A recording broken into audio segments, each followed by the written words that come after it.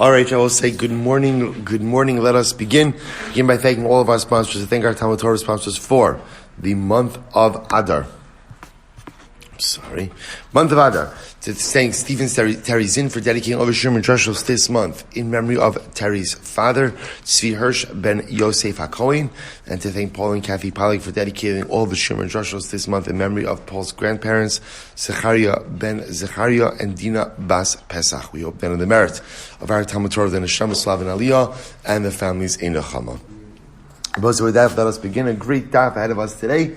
Today's daf is Nun Vav 56. Now we are picking up in Yahrzeit Hashem on 56. We are picking up the Od Masiv 2, 4, 6, 8, 2, 4, 6, 8 lines down from the top on Nun Vav Amud Aleph 56a. So if you remember again, we had a statement of Rav Chisda. So let's take 2 steps back. 2 steps back is the Mishnah on Shabbos introduced us to the idea of categories of Tumah which do not go ahead and shter, which do not go ahead and deconstruct previously observed Nazirus. Rather, again, they give us the ability to go and essentially hit the pause button on the Nazirus. Again, the days don't deconstruct the Nazirus, but they also don't count towards the Nazirus. One of the examples of this which was what we spent the majority of yesterday focusing on, was Tzara'as. Nazir becomes a Metzora. We'll say there are essentially three periods of time when one becomes a Metzora.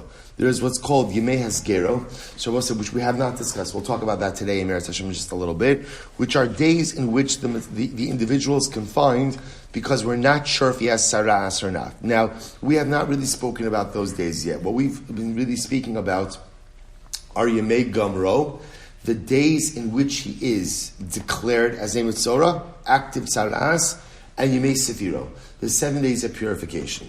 So what we've essentially established in the Mishnah is those days, they do not deconstruct previously observed Tzara'as, but neither do they go ahead and count towards, Nazirus, but neither do they go ahead and count towards Nazirus.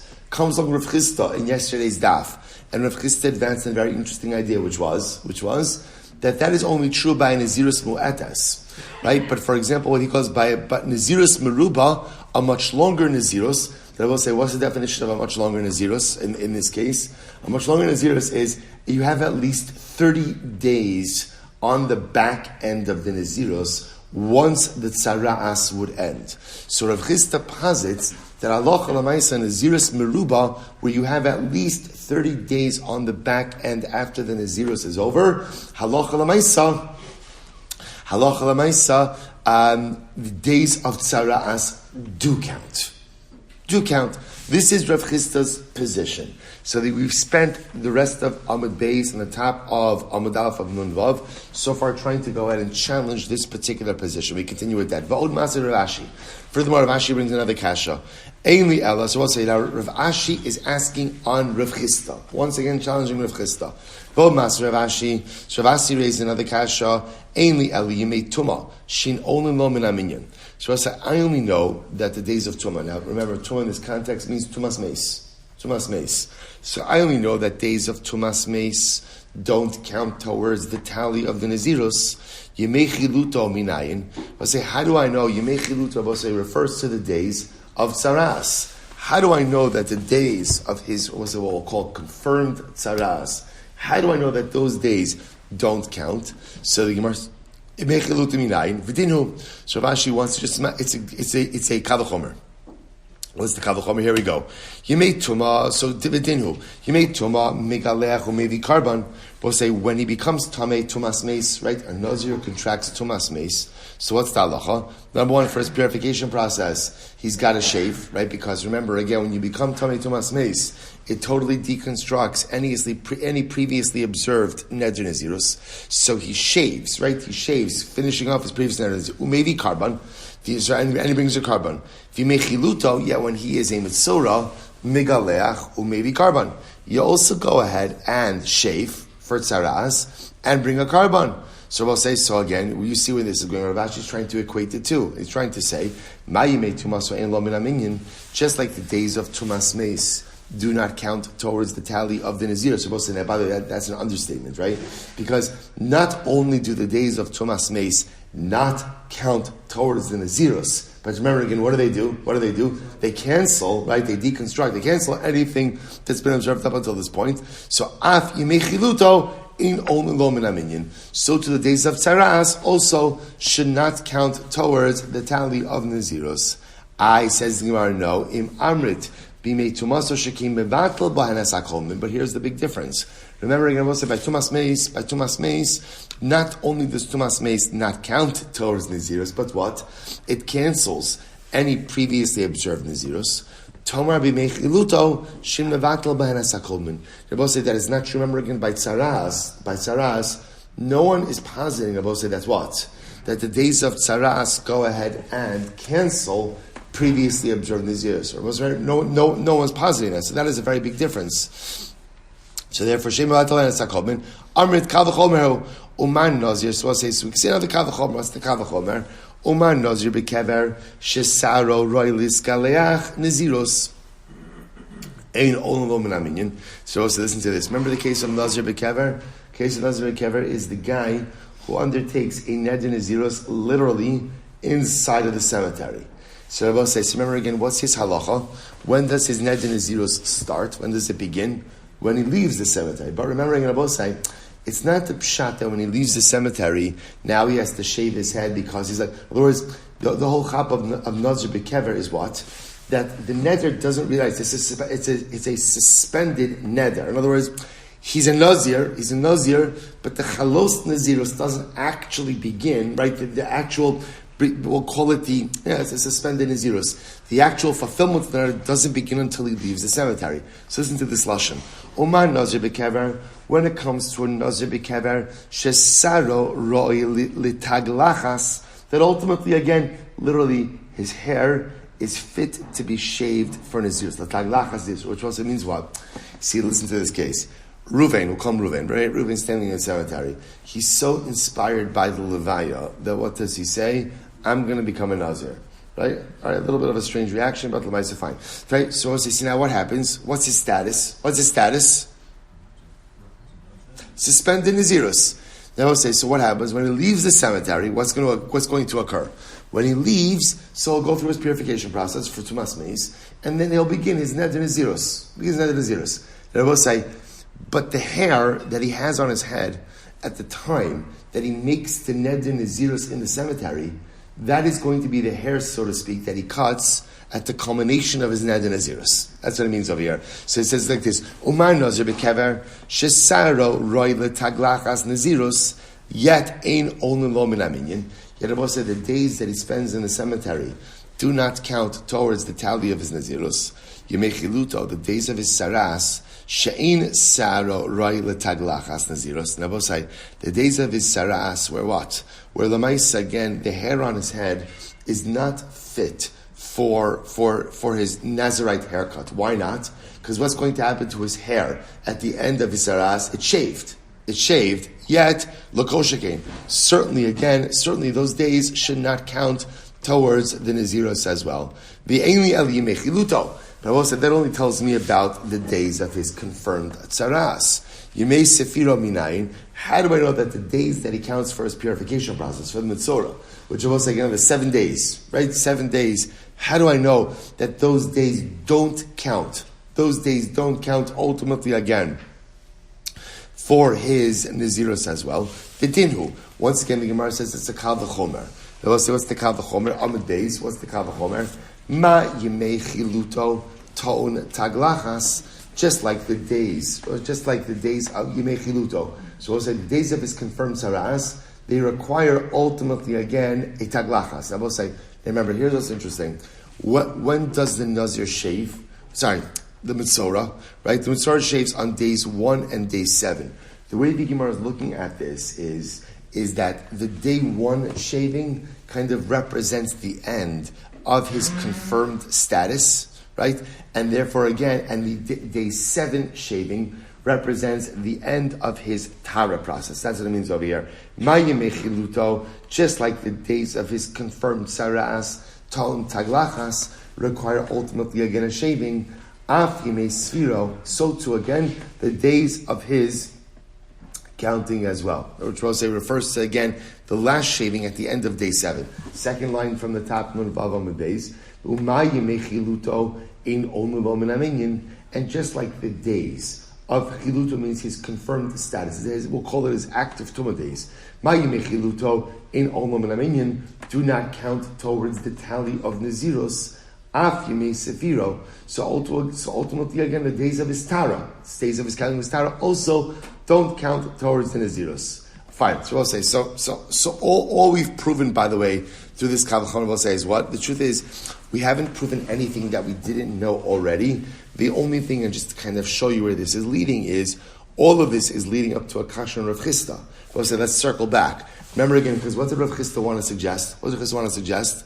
That on a Nazirus Meruba, on a longer period of Nazirus. Definition of a longer period of Nazirus, definition? Any Neder Nazirus where you have at least 30 days or more left on the back end of the Nazirus after you would finish your Mitzorah process. So Rabbi Chisda wanted to suggest that in Nazirus Meruba, what happens? You can actually count the days of your Tsaras towards the tally of the Nazirus. So I will say, what's happening over here is just a very long argument that's ultimately going to lead in the kasha. Because remember, what do we keep on developing through these multiple Kal V'chomers? What are we developing? It's the same theme, which is what? The days of Tsaras do not count towards the tally of the Nazirus. Now, through the Kal V'chomer, or the Kal V'chomers, because multiple ones, we've established that this so far applies to 2 periods of Nazirus, of Tsaras. Which 2 periods? Yemei Chiluto. Chiluto means the days in which you are an active Mitzorah. In other words, you've been categorized, or you've been confirmed. Okay, confirmed as a Mitzorah, right? Those Yemei Chiluto, or Yemei Heskero, right? Yemei Chiluto, we'll call that, or Yemei Gamro, and Yemei Sefiro. Yemei Sefiro are the 7 days of the purification process. So we've now established those 2 periods of time do not count towards the tally of your Nazirus. Now says the Moshe, watch this, 3 lines down from the top, Nun Vav Amud Beis, 56b, 3 lines down. Yachol af Yemei Heskero. Shabbos, remember again, we've mentioned this a number of times in passing, but here it is. I might have thought this also applies to Yemei Heskero. Rabbi say, what are Yemei Heskero? These are the days where, remember again, you could have a case of a person who presents with a Tsaras blemish, but what? It's not clear what it is. So I'll say, what do you do with a person like this? Confine them. Now remember again, are they a Mitzorah? No. What we do is we could confine them. I'll say, now remember again, how long could confinement occur for? Usually it's a week, but again, still after a week, if it's still questionable, a second week. So confinement is up to 2 weeks. So I will say, so remember, we have not dealt with this up until now. Again, the Mishnah, at the end of the Mishnah threw this in. But Lamai saying, you might have thought, if I'm going to say Yemei Chiluto, which are the days of confirmed Tsaras Tumah, and Yemei Sefiro, the days of purification from Mitzorah, if you're going to say that those 2 periods of time do not count towards the tally of Naziros, so I might have thought Yemei Hesgero, ultimately again, the days where you're confined because we're not sure what your status is, perhaps those should not count as well. Vadinose, I will say when a person is a Mitzorah Muchlat means a confirmed Mitzorah, which means what? If you go ahead and you sit on top of something, or something supports your weight, ultimately you convey Torah. So let me illustrate this. If a Mitzorah sits on a cushion, right, he conveys Tumah to that cushion. That's Tumas Mishkav. But not only that, I will say, what happens if a Mitzorah sits on a pile of 10 cushions? On 10 cushions. I will say, what's the halacha? All of the cushions are tamei. That's called Tumas Moshav. Right? Ultimately, again, you can convey Tumah not just to that which you are directly sitting on, but to all of the items which are supporting your weight. So if a Mitzorah Muchlat has the ability to convey Tumas Mishkav Moshav, V'yemei Heskero Metami Mishkav Moshav, and I will say similarly again, when the Mitzorah is ultimately also locked up, not locked up is the wrong word, isolated, or confined because we're not sure about his status. Yimei Haskera b'tay mishkav moshav. Im lamarata limechiluto shein olam lo min aminyan. Af yimei Haskera in olam min aminyan. So we'll say, since what the Gemara is going to say is like this: if a mitzora muchlat ultimately is b'tay mishkav moshav, and a mitzora muskar who's confined because we don't know his status is also b'tay mishkav moshav. So just like yimei chiluto don't count towards the tally, so too Yimei Haskero, the days that he's confined, shouldn't count towards the tally of his Nazirus as well. Amrit lo.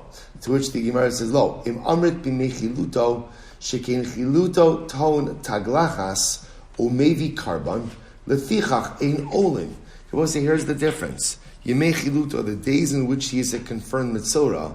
So we'll say, remember again, what do you need at the end of those days? Number one, you need a haircut, taglachas. Number two, what else do you need? What else do you need? You have to bring a carbon. Therefore, I was saying you have these two factors in effect. Therefore, what? Ein olin. Ultimately, they do not count as part of the tally. Yet conversely, say Tomar b'mei Haskero she'ein ta'on taglachas ve'eino mevi carbon. But I will say b'mei Haskero, where what? You do not require the shaving, nor do you bring a haircut. Therefore, lefichach ya'alu leminyan. Therefore, ultimately, again, they should count towards the tally. So we'll say, the Gemara says, this is a compelling argument. Therefore, mikan amru, here we go, we'll say, here it is, yimei sfiro, v'yimei gamro, ein olin lo min aminyan. So we'll say, and we'll see this in Rambam in just a little bit. Therefore, we'll say that when it comes to tzaras, yimei sfiro, so we'll say, kind of working backwards a little bit, yimei sfiro means the 7 days of purification of a mitzora. Yimei gamro we'll say, are the days in which he's an active mitzora. Those days ein olin lo min aminyan. Those days do not count towards the tally of Nazirus. Aval, Yemei Azav v'Azava, but the days in which he is a Zav or a Zava, Ves Gero Shamatzora, or the days I was saying which he is confined because we don't know yet what his status is about Saras, Hare Elu Olin Min, Hare Elu Olin Lo. These days do count towards the Nazirus. We'll say it's incredible. So let's leave out Zav for just a moment.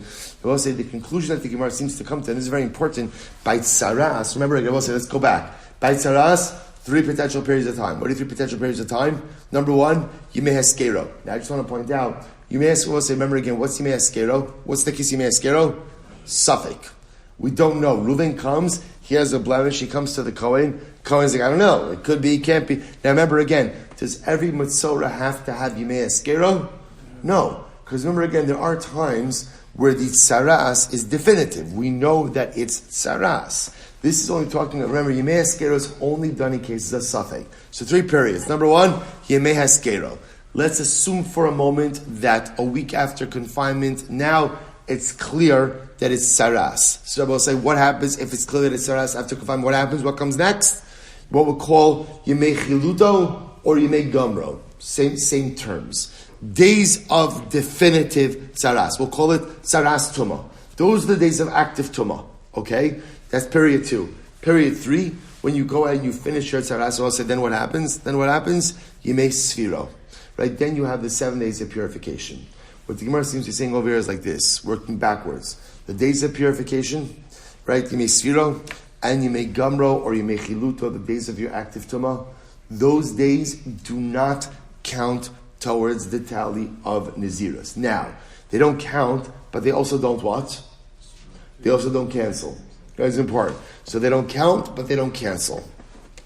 Right? They won't count towards the tally, but they will not cancel that which was observed beforehand. They just simply hit the pause button on the Nazirus. Conversely, the Gemara wants to suggest that Yemei Haskero, the days ultimately again that the Nazir is in confinement, because we're not sure what his status is, those days do count towards the Nazirus. That's the conclusion of the Gemara here. We'll see the Rambam in just a little bit. So the Gemara says, so we'll say, now remember again, remember, why are we doing all of this? You think to yourself, that is an excellent question, right? Right? Why exactly are we doing all of this? So remember again, all of this was a question on Rav Chisda. Rav Chisda, remember again, Rav Chisda wanted to say that halacha l'maisa, when do we say that Mitzorah doesn't count towards the tally of Naziros? That's only when a Naziros mu'etes. but in Nazirus Meruba, a longer period of Nazirus, you could even count the days of Tsaras in the tally of the Nazirus. I will say, here it is. Katani Mihas. I will say, what comes out from all of this? Katani Mihas, Lo im Amrit b'mei Tuma, shekem evantal b'hanas HaKolmin, Tomar b'mei Chiluto, Tomar b'mei Chiluto. So I will say, so again, the Gemara was explaining over here, part of the Kavachomer that we made before, is that when it comes to Timei Tuma, right, Timei Tuma, which is Tumas Meis, they go ahead and cancel everything beforehand. The Gemara was contrasting that with Yimei Chiluto, which are the days of active Saras, right, where the Gemara said those days don't cancel that which came before them, but also don't count. But so what type of Nazirus are we talking about over here? If you're talking about a short term of Nazirus, then how about Gidol Se'abos? Remember, we've already established that in the case of Nazirus Mu'etes, remember again, what's the definition of Nazirus Mu'etes? Definition? 30 days. We've already established that if you have a Nazirus Mu'etes and you contract Saras, Rabbi say, what happens after your Saras is over? Right? You automatically have to have 30 days. Why do you automatically have to have 30 days? Because Gidol Seyar, remember again, you cannot bring a Neder Nazirus to a close without a minimum of 30 days uninterrupted hair growth. So we'll say that case is never in question. Elalav ben Nazirus Meruba, but rather you must be talking about a case of Nazirus Meruba, or we'll say again, remember, definition of Nazirus Meruba is any Neder Nazirus with which you will have at least 30 days on the back end of the Nazirus after the conclusion of your Tzaras. And yet, I will say, what do you see from here? The katani she'ein olin lo min aminyan. I will say, so the Gemara wasn't talking about Nazirus Meruba, yet the Gemara said explicitly that's what? That even in the Nazirus Meruba, ultimately again, the days of Tzaras do not count towards the tally. To which they went, the katani ein olin lo min aminyan, alma lo salkin le shmamina. Therefore, so the Gemara says, what do you see from here? You see from here that days of Nazirus days of Tsaras do not count towards Nazirus, even in a case of Nazirus Meruba. Shmamina, the Gemara says, indeed, see that this is the case. I will say it appears that the Gemara has effectively refuted the position of Rav Chisda, and whether it is a Nazirus Mu'etes or a Nazirus Meruba, the days of Tsaras will not count towards the tally. So they don't count of Nazirus. They don't count towards the tally of Nazirus, but they also don't what? Also don't cancel. Don't count, but don't cancel. So I will say, let's do a little bit of some interesting halacha l'maisa over here. So first of all, I will say what we have to really focus on, let's work backwards in the sugya. So remember again, what we need to know now in our sugya is, in Saras, once again we have these 3 periods. Yemei Heskero, the days in which he's confined because of Safek, we don't know what his status is. Right? Yemei Chiluto, the days of his confirmed Tumas Saras, and Yemei Sfiro, the days of his purification. So I'll say, what sounds, so the Shaila is, we now know, or sounds like, we now know that the days don't count towards Nazirus, but they also don't cancel Nazirus. So what's the Shaila? The Shaila is, what does that apply to all 3 equally, or are they reckoned separately? So we'll say, so the Rambam in Hilchos Nazirus, Parak Zayin, Halacha Tes, writes as follows. Here we go. Nazir shenitztareya, the hochlat, kol yimei chiluto, v'shiras me'sfir shesof, actually, it does also, Beit HaShonos, in Olin Lo Mimei Nazirus. We'll say, Aval Yimei Hesker, Olin Lo. Incredible. So the Rambam actually paskins like the conclusion of our Gemara. Namely, I will say, let's work backwards. Or actually, let's work chronologically forward. If you have a Nazir who is first confined or isolated, right, because of Safek. I will say, now again, I want to point out, remember, what we call Yemei Heskero, which are the days that the Nazir is confined because we're not sure about his status. So again, just to be clear, not every Nazir has that. Remember again, that only comes up in a case of Safek. If you know, right, remember again, Saras is paskin on only by the Kohen. So if Reuven shows up, the Kohen sees him and he says, yeah, that is Saras, no doubt about it. Okay, he's right into Yemei Chiluto. If you happen to have a Safek, so that's Yemei Heskero. Suppose the Rambam paskins, Yemei Heskero count towards the tally of Nazirus. So I ask him, Yemei Heskero will count towards the tally of Nazirus, Yemei Chiluto, and Yemei Sefiro, the days of active Tumah, and the days of purification, don't count, but also don't cancel. That's the Rambam Paskins. He'll say, I will mention to you, we're not going to do the whole thing inside. But the Rambam also, same parak, just 2 halachas earlier in parak Vav, goes through the Mishnah. So remember again, the Mishnah that we saw on Shabbos is a very important Mishnah, because the Mishnah goes through the listing of types of tumah which do not cause the cancellation of the Nazirus. Right? They'll pause the Nazirus, they'll have different impacts on the Nazirus, but they won't cancel the Nazirus. So I will say, if you remember again, I just want to point out one piece to you. If you remember again, one of the things was exposure to Eretz Ha'amim. Yesterday's daf. Right? If you go to Chutz La'aretz, ultimately again, what does that do? Halacha l'maisa, that creates a problem. It doesn't shter, it doesn't deconstruct, it doesn't cancel the Nazirus. So I would say, if you remember again, we saw an interesting discussion in yesterday's daf about, what's the nature of Eretz Ha'amim? What's the nature of the Tumah? Remember, what was the machlokes? Gusha or Avira? Right? Is it the land, right? Is it a din on the earth because of unmarked graves? Or Avira, just airspace, because Chazal did not want the Yid going to Chutz La'aretz. So Rabbi said, I just want to point out to you, so the Rambam over here goes through this whole list of different types of Tumah, and he says like this.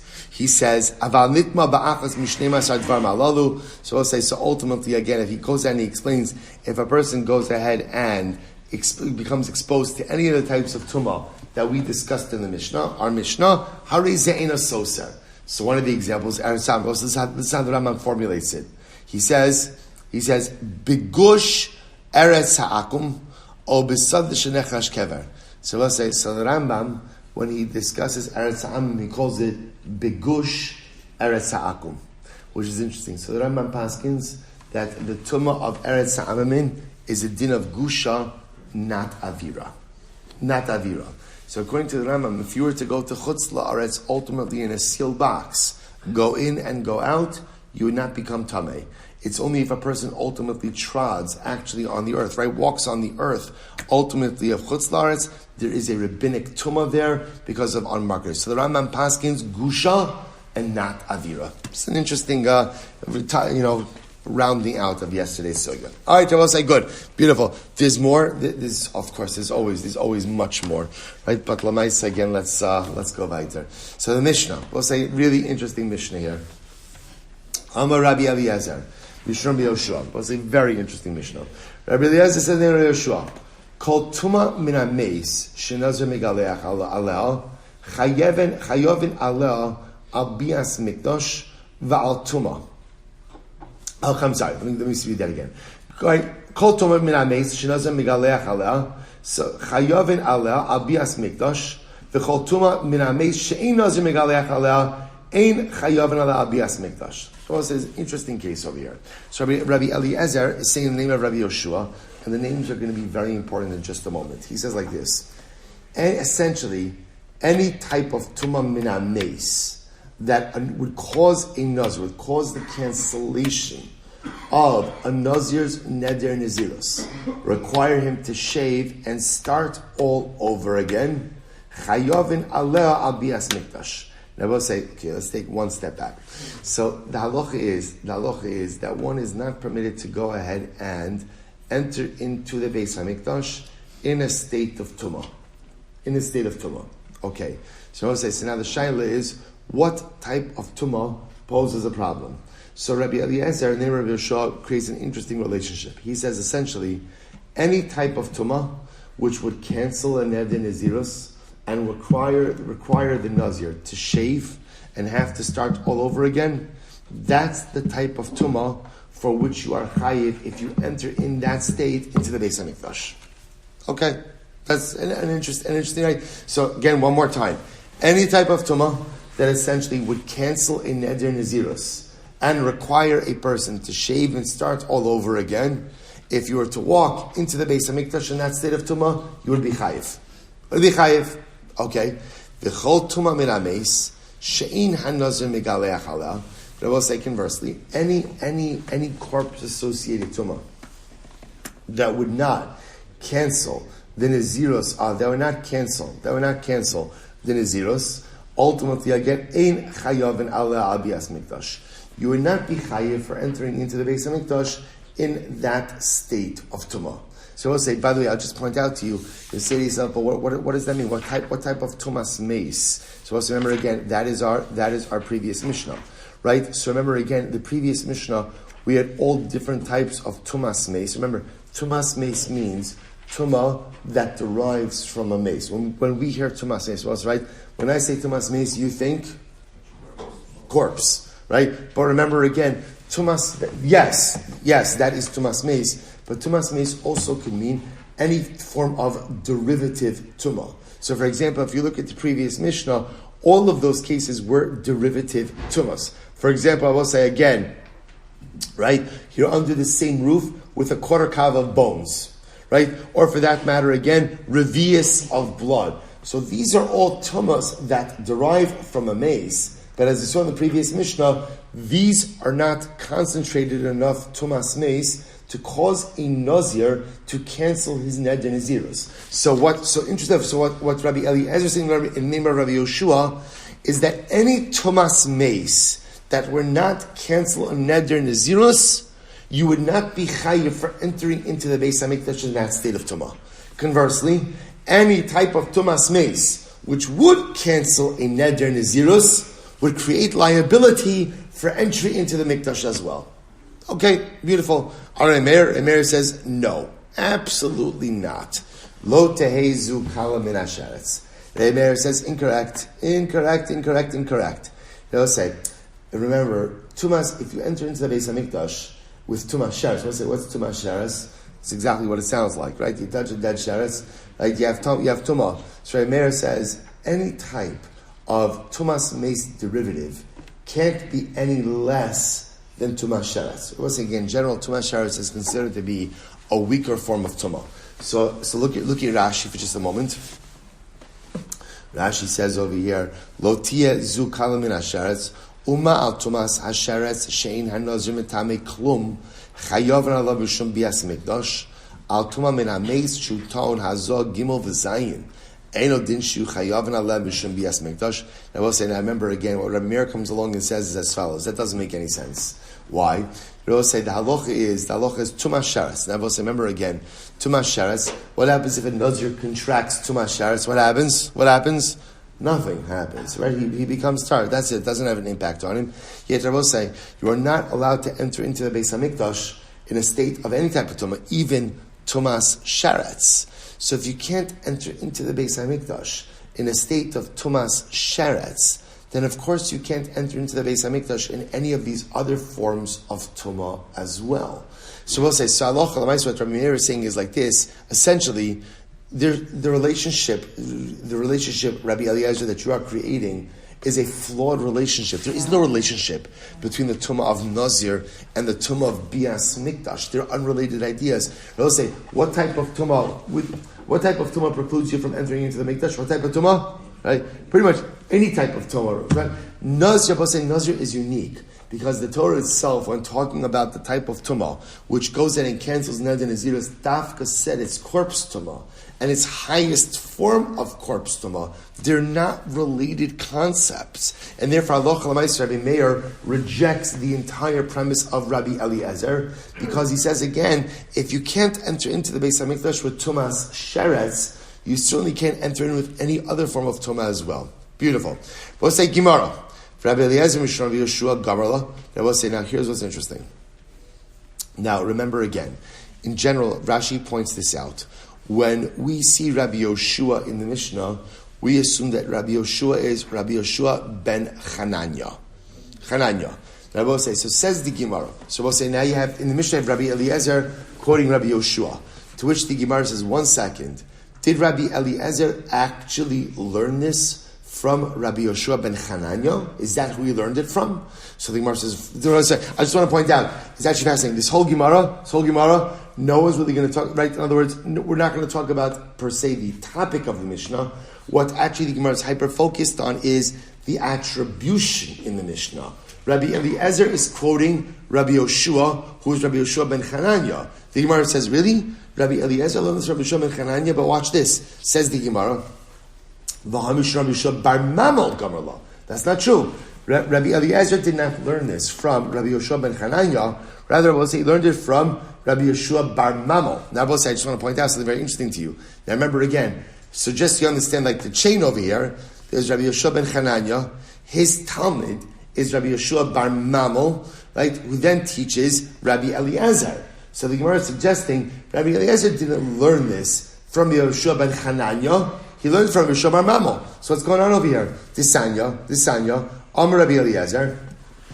So what Rabbi Eliezer said? Amar Rabbi Eliezer, Kishelachti la'Ardaskia.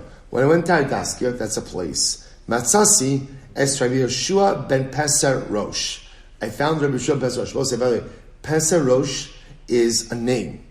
I saw Rabbi Yeshua, the son of Peser Rosh. Okay, Shayoshev v'dan lefnei Rabbi Meir b'halacha, who was sitting and he was giving shir, right? He was darshan, he was talking about halacha from Rabbi Meir, and he said as follows: Kol tuma min hameis sharnozim megaleach aleh chayavin aleh mishum bias mikdash. And he was saying this following: any tuma that is right, any tumas meis for which a nazir, which will cancel the neder naziros and require a nazir to go ahead and cut his hair and restart again. So what's the halacha? Chayav aleh mishum bias mikdash. Ultimately, again, you're chayiv because of entry into the mikdash. V'chol tuma min hameis. But any tumas meis for which a nazir is, which won't cancel the neder nazirus, you won't be chayiv because of bias mikdash. We'll say that's pretty much just the Mishnah. It's the Mishnah. Amar lo, he said to him, Al tezu kala misheretz. And Rabbi Meir says, but 1 second, tuma, any derivative tuma from a meis should be no less than tumas sheretz. And if you can't enter into the mikdash with tumas sheretz, you certainly can't enter in with any lower form of tuma as well. Amarti lo, I said to him, Klum atabaki, Rabbi Yeshua bar Mamel.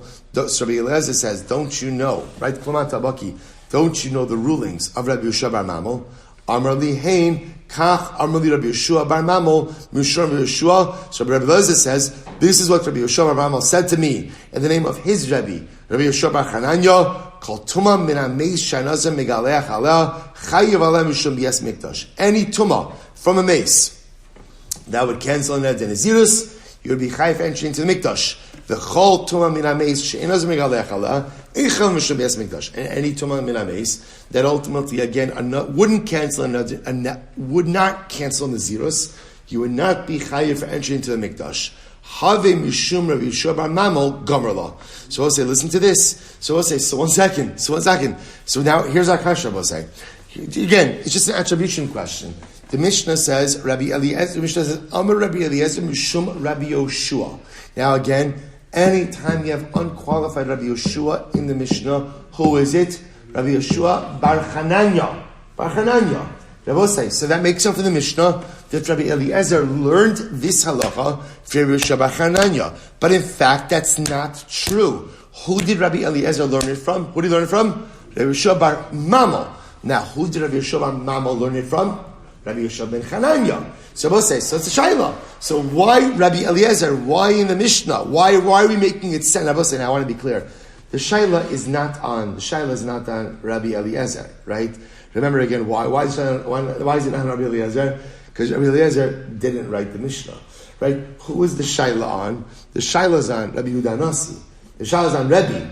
Rebbe, why when you codify the Mishnah, why don't you codify it, sorry for saying this, why don't you codify it accurately? Right? Why don't you say, Amar Rabbi Eliezer, Mimshum Rabbi Yeshua bar Mamel. Say bar Mamel.